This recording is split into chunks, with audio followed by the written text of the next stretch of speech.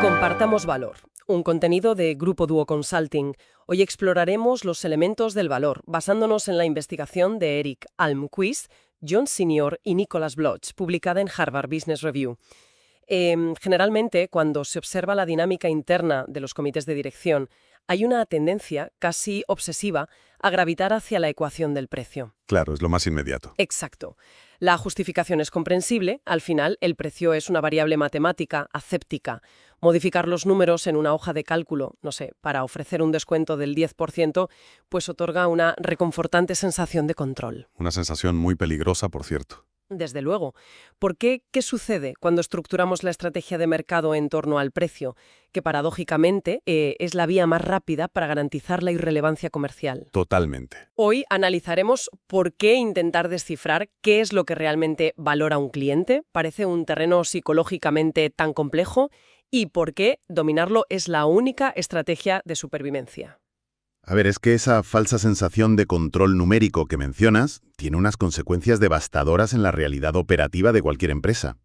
Cuando el equipo directivo es incapaz de articular con precisión qué aprecian sus clientes, se produce un efecto dominó aterrador. Todo se reduce a los costes. Eso es. Toda la estructura se repliega hacia el único lenguaje que no requiere interpretación: abaratar el coste. Y es en ese preciso instante cuando se desatan las guerras de descuentos. Que son letales. Letales. Promociones perpetuas que asfixian el flujo de caja, recortes sistemáticos en áreas clave. Competir utilizando el precio como único argumento destruye los márgenes a una velocidad vertiginosa. Y erosiona cualquier ventaja competitiva, claro. Exactamente. La compañía pierde su identidad, se convierte en un proveedor intercambiable más en un Excel de compras. Gestionar el valor es el único escudo real contra la comoditización. Ahora bien, para entender cómo se forja este escudo, resulta imprescindible examinar las bases de este modelo. Los autores, Almquist, Senior y Bloch, no sacan esto de intuiciones de consultoría. Que va para nada. Se basan en más de 3 décadas de investigación exhaustiva sobre el consumidor. Y conceptualmente, este marco hunde sus raíces en la célebre jerarquía de necesidades de Abraham Maslow, allá por 1943. Tradicionalmente, Maslow explicaba que satisfacemos necesidades desde lo más fisiológico hasta la autorrealización en la cima. Lo que el estudio aporta de novedoso es la traslación metódica de esta psicología pura al comportamiento de compra actual. Fíjate, es vital detenerse aquí para desmontar un mito muy extendido en el management. Hay una propensión académica a ver la pirámide de Maslow de forma súper rígida. Como una escalera que no te puedes saltar. Eso es, asumiendo que un individuo jamás aspirará a la cúspide si nos tiene los escalones inferiores perfectamente cimentados. Pero el comportamiento real es infinitamente más anárquico. Imaginemos a un alpinista. ¿Vale? Un alpinista de élite practicando escalada libre, sin cuerdas. Esa persona está suprimiendo conscientemente su necesidad más primitiva, que es la seguridad física, por alcanzar la autorrealización en la cima. Ya. Qué buena analogía. Pues los patrones de consumo operan con esa misma complejidad. Un comprador puede prescindir de comodidades básicas o apretarse el cinturón económicamente si un producto le confiere un estatus o una pertenencia tribal excepcionalmente altos. Rompe por completo el esquema mental de las escuelas de negocios tradicionales. Totalmente. Significa que la aspiración pura puede de alguna manera arrollar a la lógica funcional. Alguien podría saltarse una comida nutritiva para ahorrar y comprarse un dispositivo tecnológico que le otorga identidad. Desde luego. Si entendemos que el consumidor hace estos saltos complejos, el siguiente paso es mapear cuáles son esas necesidades. Como señalan directamente Almquist, Senior y Bloch, el enfoque de los elementos de valor amplía las ideas de Maslow, centrándose en las personas como consumidores, describiendo su comportamiento en lo que respecta a productos y servicios. Y la respuesta a ese desafío es precisamente lo que hace que este modelo sea tan transformador en una junta directiva. Los autores cogen ese concepto tan nebuloso del valor y lo diseccionan. Lo aterrizan. Exacto. Lo cristalizan en 30 atributos fundamentales y discretos, divididos en 4 categorías de necesidades. Que son funcional, emocional, cambio de vida e impacto social, si no me equivoco. Eso es. La base sostiene los elementos funcionales tangibles. Ahorra tiempo, simplifica, reduce riesgos. Si subes un peldaño, entras en lo emocional. Reduce la ansiedad, aporta valor de diseño. Y más arriba ya están los transformadores. Claro, afiliación y pertenencia. Y en la mismísima cúspide, el impacto social o la autotranscendencia. ¿Y qué significa esto para quien dirige una empresa mediana? Porque la teoría está muy bien, pero los elementos más poderosos indudablemente residen en la cima, ¿no? En la emoción y el cambio de vida. Sin duda. Pero no se puede construir el tejado sin cimientos. Es decir, es inviable vender un software prometiendo que reducirá la ansiedad gerencial si luego el programa falla constantemente y no cumple con lo funcional básico que es ahorrar tiempo. A ver, cualquier directivo que haya participado en un proceso de planificación estratégica ha vivido esto. El consejo clama que hay que agregar valor. Se convierte en un mantra vacío. Sí, se exige valor, pero el director de operaciones no sabe cómo implementarlo. Ni el director comercial sabe cómo venderlo. Esto tiene una consecuencia muy concreta para el director general, y es que el valor ya no es un concepto abstracto, es medible. Es una métrica. Exacto. Y la evidencia es demoledora. Las empresas que logran altas puntuaciones en 4 o más elementos tienen, de media, el triple de lealtad, el famoso Net Promoter Score, y un crecimiento de ingresos 4 veces mayor que las que solo destacan en uno. ¡Wow! El valor deja de ser poesía para convertirse en una palanca financiera pura y dura. Sin embargo, el estudio es categórico en un punto, y aquí es donde uso mi conector de contraste favorito. Hablan de la calidad percibida como un prerequisito innegociable. Ah, sí, vital. Argumentan que ninguna cantidad de elementos superiores puede compensar un déficit grave de calidad. Pero, ¿es esto siempre así? ¿Por qué lo dices? Pienso, por ejemplo, en lanzamientos de ciertos videojuegos. Los primeros modelos de algunos smartphones tenían fallos técnicos horribles, la batería no duraba nada y pulverizaron récords de ventas solo por el atractivo y el estatus social. ¿No demuestra eso que la emoción enmascara la mala calidad? Bueno, a ver, esa es una lectura táctica interesante, pero esconde una trampa estratégica monumental. ¿En qué sentido? Es cierto que el marketing hiperemocional genera ventas explosivas iniciales. Es un espejismo basado en expectativas, pero la investigación analiza la supervivencia y la rentabilidad sostenida. ¿A largo plazo? Claro. Si un producto sale con deficiencias graves, la aflicción funcional diaria, la frustración continua, actúa como un ácido corrosivo sobre esa capa emocional. Acaba destruyendo la confianza. Exacto. Ese usuario no volverá a comprar y será un detractor de la marca. Por eso el estudio es firme. La calidad funcional es el peaje de entrada ineludible. ¿Comprendido? La calidad no garantiza el éxito, pero su ausencia garantiza el fracaso a largo plazo. Y una vez pagado ese peaje, es fascinante ver la bifurcación entre las empresas nativas digitales y las tradicionales. Es que el contraste es brutal. Las plataformas puramente digitales, pensemos en los gigantes del streaming o del e-commerce, ejercen un dominio casi dictatorial sobre lo funcional.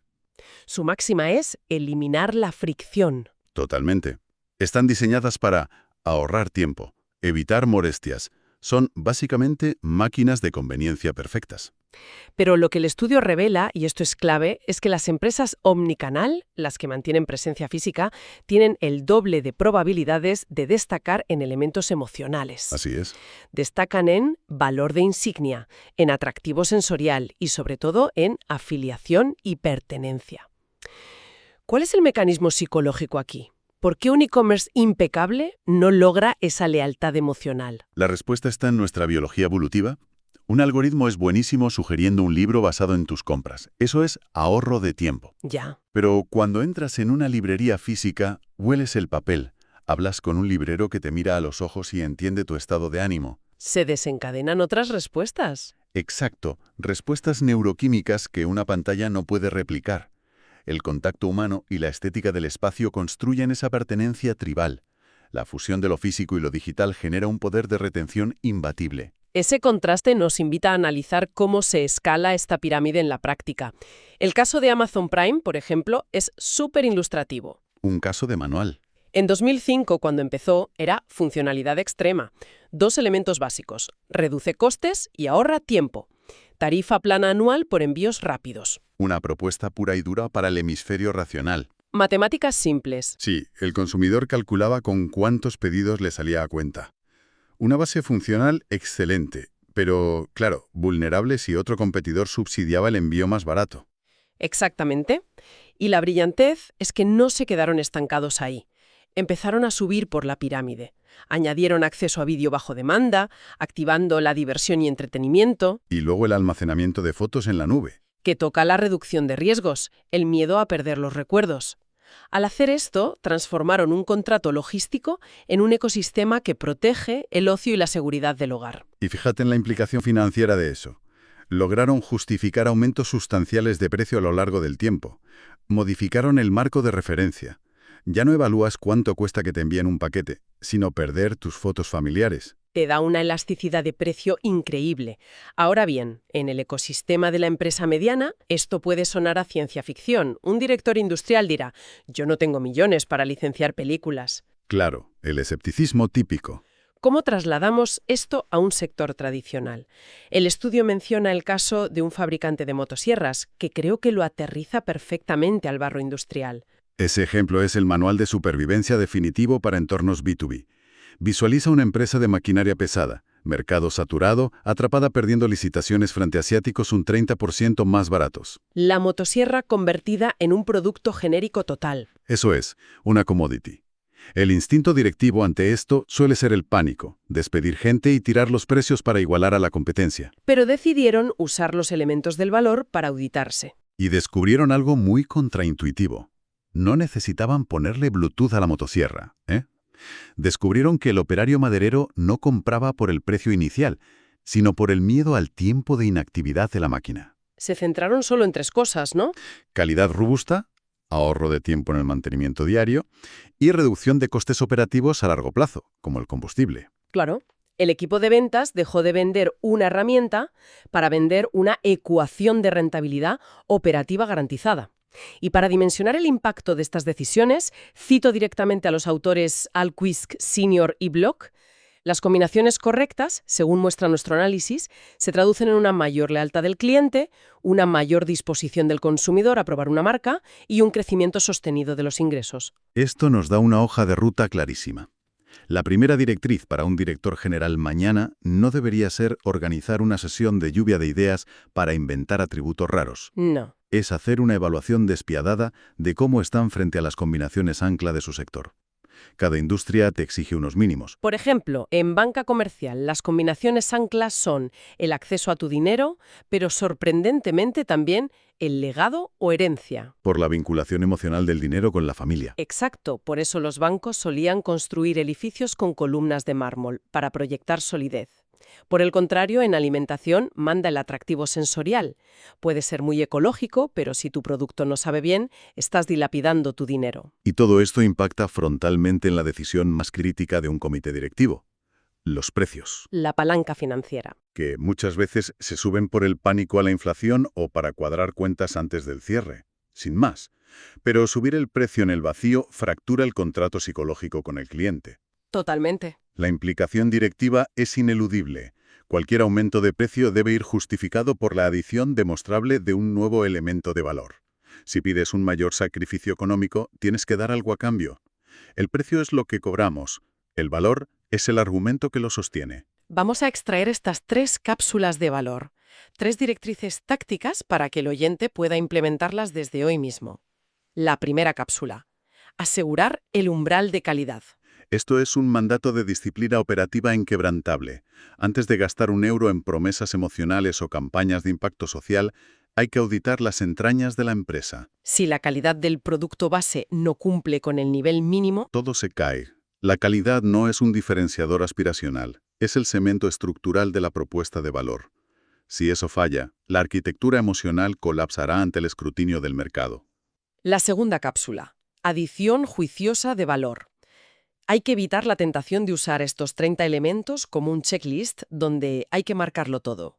Intentar abarcar los 30 atributos es la vía rápida para quemar recursos y diluir la marca. Hay que ser selectivos al extremo. Integrar solo lo que encaje orgánicamente con el ADN de la empresa. Y que se pueda ejecutar con las capacidades actuales. Exacto. Fíjate que Apple, con su capacidad brutal para cobrar primas altísimas, solo destaca en 11 de los 30 elementos. El objetivo no es la acumulación, es la combinación correcta. Y esto enlaza de lleno con la tercera cápsula, ideal para pymes con locales. Aprovechar la ventaja física. Vital. Existe un complejo de inferioridad frente a la eficiencia despiadada de lo puramente digital. Pero esos puntos físicos, las tiendas, el personal presencial, no son un lastre de costes. Son el mayor arsenal, porque la interacción humana es el mejor vehículo para transferir emociones. Exactamente. Un empleado capacitado puede entregar sentido de pertenencia, valor terapéutico al resolver un problema complejo, o reducir la ansiedad del cliente con empatía.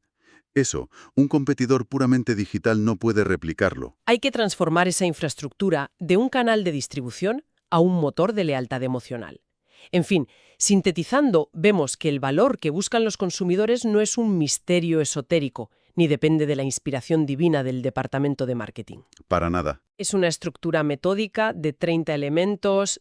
Identificar y cultivar estratégicamente la combinación adecuada para tu segmento es el motor más predecible para el crecimiento sostenido de los ingresos y la lealtad.